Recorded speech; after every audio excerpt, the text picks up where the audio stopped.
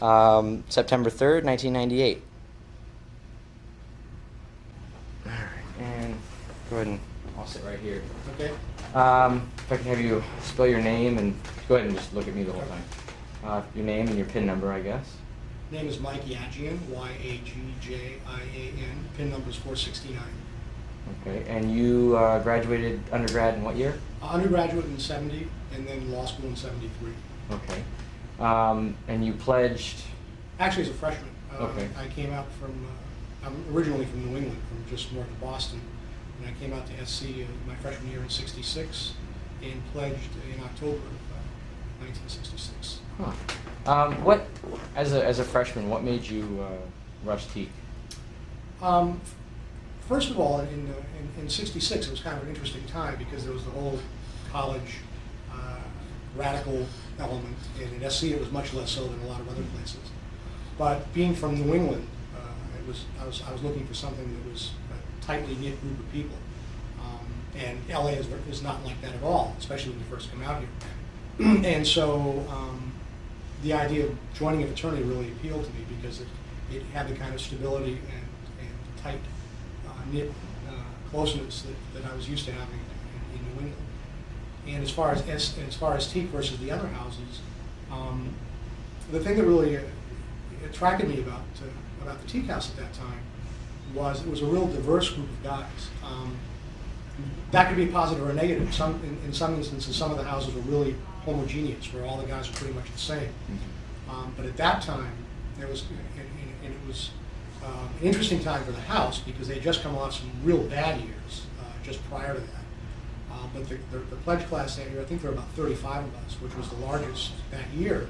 And there were more of us as pledges than there were actives. I mean, there were like 15 or 17 actives and 35 pledges.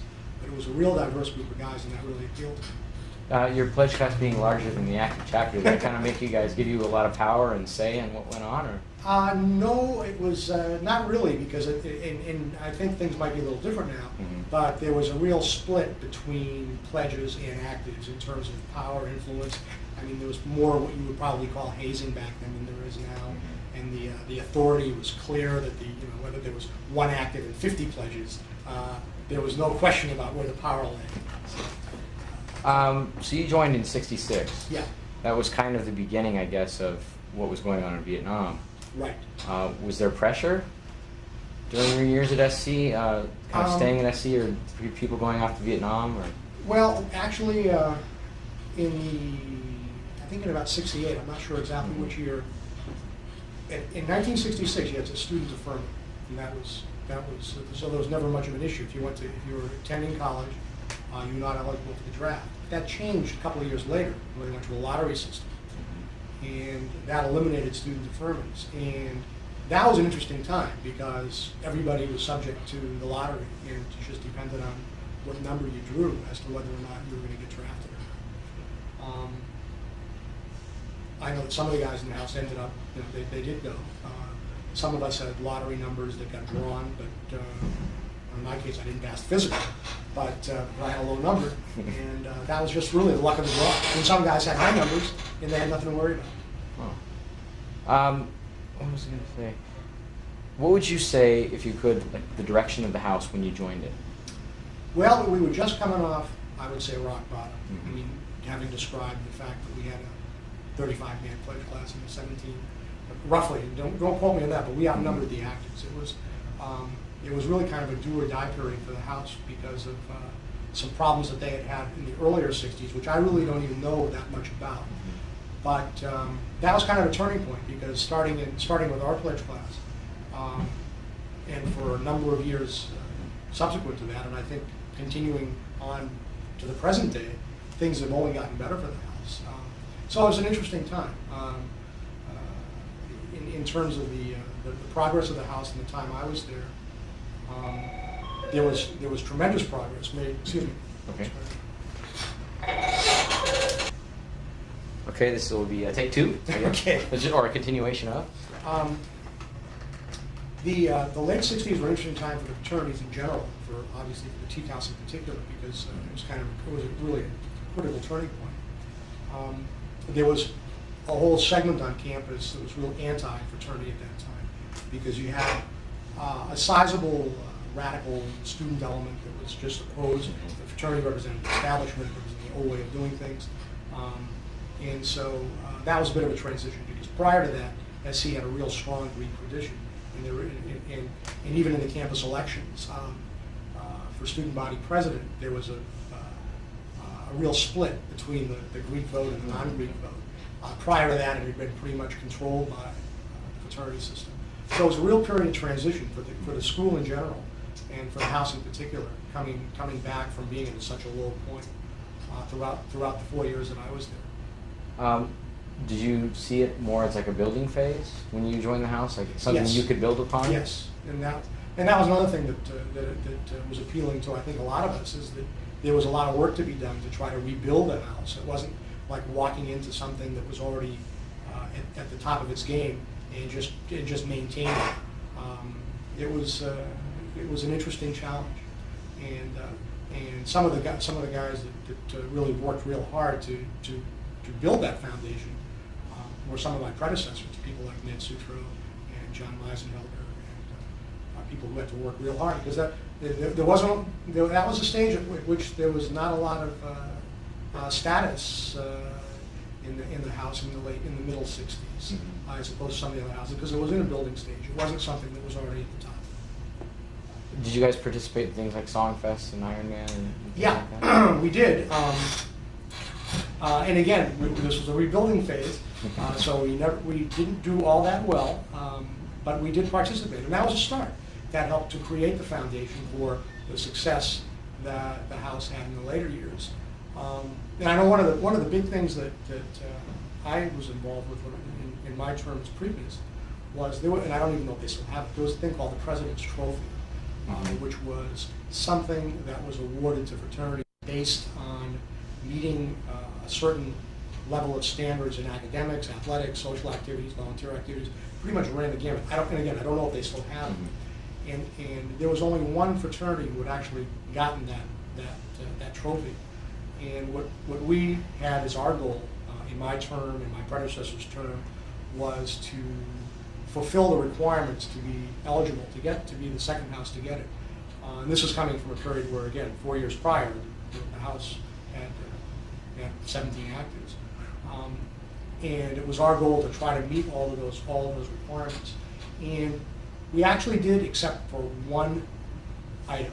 So we didn't hit the GPA limit, which was, and just barely missed. But that was a real, I think that was a real turning point, because that really helped to establish us as being a solid member of the row, and able to compete on a lot of different levels, socially, athletically, and across the board. Yeah, I think that built because the house became a lot bigger in the mid-70s. Yeah. Things just took off from there. Yeah. Actually, it's still around. It's called the President's Award now, and it's probably still the same trophy, a big bronze trophy, and we won it in '96. Great. So we're doing well now. It was 20, no, not 20, geez, 32 years late, but we got it. So you were Preakness. Yes. What made you want to leave the house? Again, it was a real challenge. I mean, it was an interest. It was a real good experience. It was a real valuable experience being in a leadership position where you got. And at that time, I think we had about 50 members in the active chapter. And again, it was a real diverse group. I can't stress that enough. More so than most of the other houses on the row. We really ran the gamut in terms of interests, backgrounds, culturally, ethnically, socioeconomically. It was a real diverse group. And it was a real challenge to be involved in a leadership position with such a diverse group, because, let's face it, 20-year-old guys are pretty opinionated, and it's not easy to get consensus to do things, and but in order to succeed, you have to do that as a fraternity, and if you can contribute in a leadership way, you try to do that. Huh. Now, you said you were from New England. Yes. And I interviewed, who did I talk to? I talked to Bill, I can't remember his last name. Bill Sharmack or Carmack. Bill Cullinane? Bill Cullinane, oh, yeah. He's my business partner. Yeah. Yeah. He had said that there were a lot of East Coast people from Boston. Yeah. What was it like not having a lot of Southern California kids in your fraternity back then? Well, I mean, as a percentage, the overwhelming percentage were from Southern California. Oh, okay. I mean, it's just that those of us who were from New England kind of stood out because we had, we were opinionated, we had accents, people, especially when you first get out of here, people just want to hear you say certain words. I've long since lost the accent.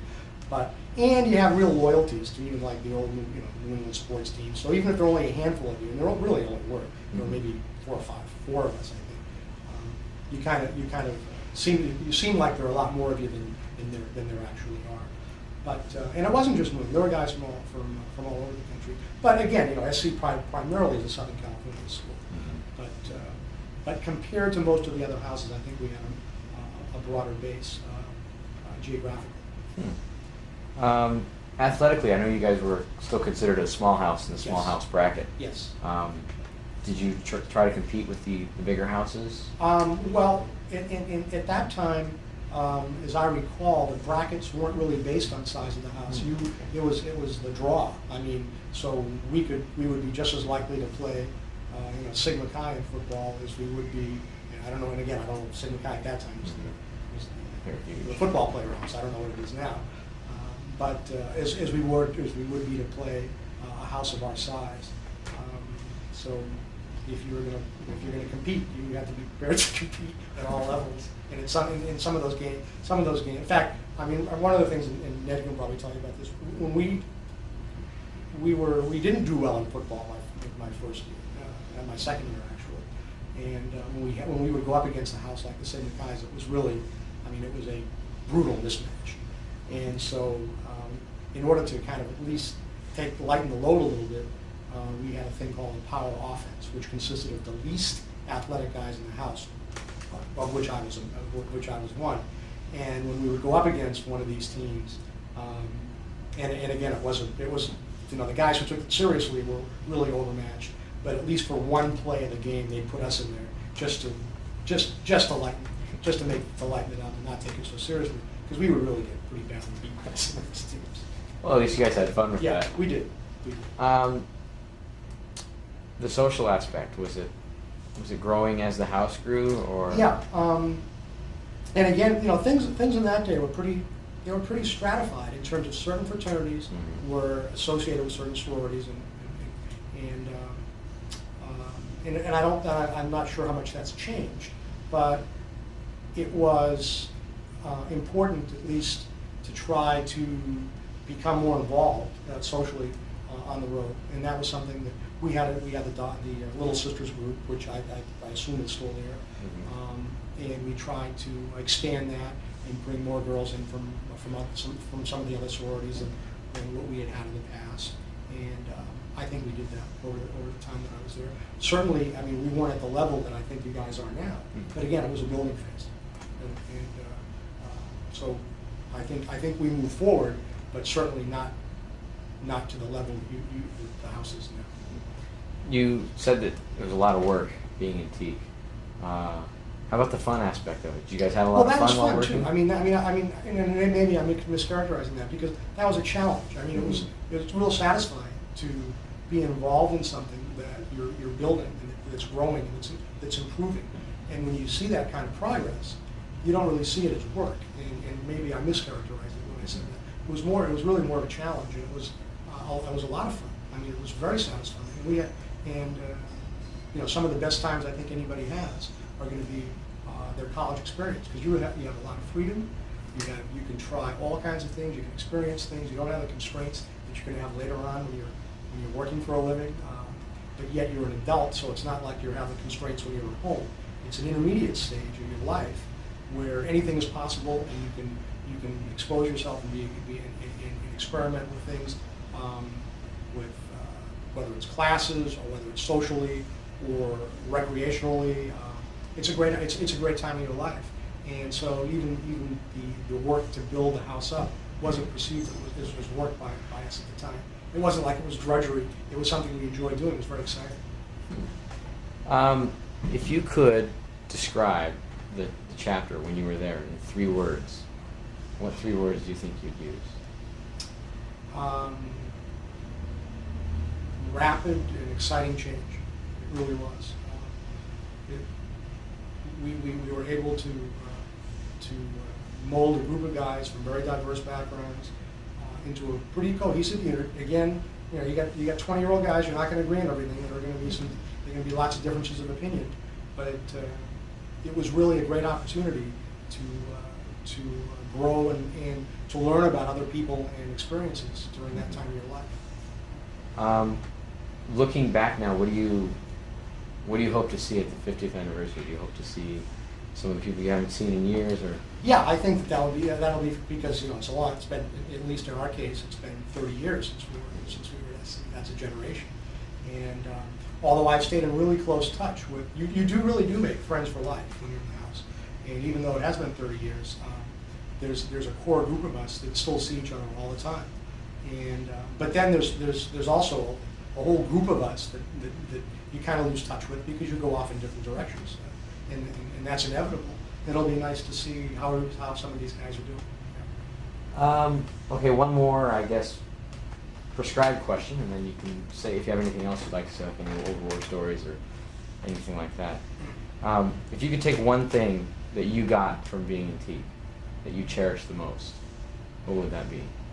It would be the lifelong friendships that were made with people that I never otherwise would have met. And I think that that's real important.